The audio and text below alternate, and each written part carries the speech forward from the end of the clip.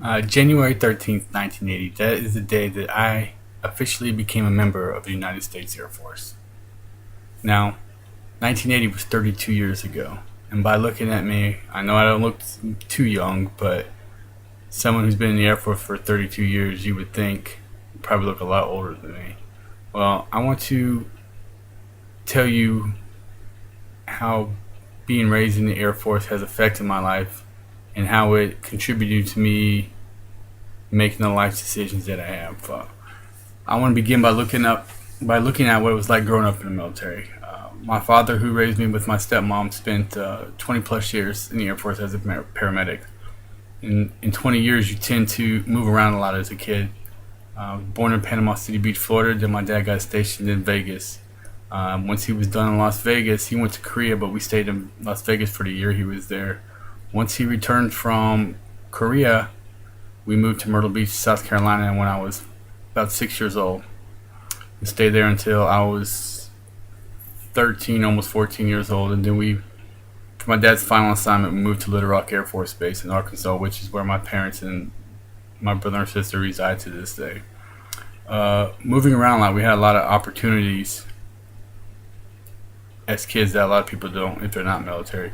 We had the opportunity to see different parts of this country and meet different people and be exposed to different cultures, which is something that to this day I love being a part of, which is a big reason why I decided to join the Air Force, or actually enlist in the Air Force at the age of 18 after I graduated high school.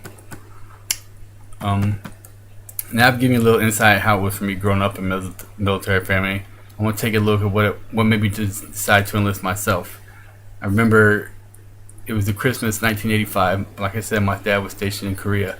He sent me a pair of my first uniform, and he had G.I. Joey embroidered on a name tag. And anybody who knows or who has been to Korea knows that you can get anything made in Korea. I was the coolest kid on the block with those. And from that point on, I knew I was going to have something to do with the military once I was old enough to. I remember growing up, it was more towards my middle school, junior high, high school years that I started noticing a lot of morale, a lot of camaraderie. Anywhere we were at in the world, we were welcomed. We were part of this big, huge family that no matter where you were, someone was always there to take care of you, and you were there to take care of somebody else, which was huge for me because being a military kid, we moved around a lot. So being accepted as soon as you move somewhere was something big for us. And I loved being part of that big family, and today I am still part of that big family, which is why I am now raising a military family of my own. About 10 and a half years ago, almost 11 years ago, my first daughter was born at a military base in Germany.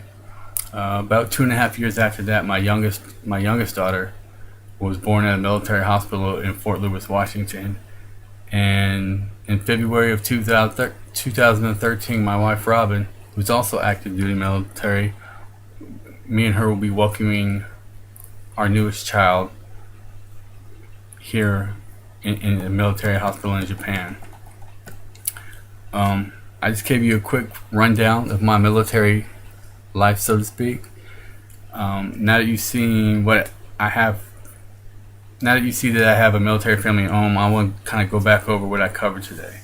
I told you a little bit about my childhood in the military and how it helped me make the decision to join the military myself and to raise my family the same way I was. I grew up in a military household, and I am now raising a military family of my own, and that is a decision that I will never regret making.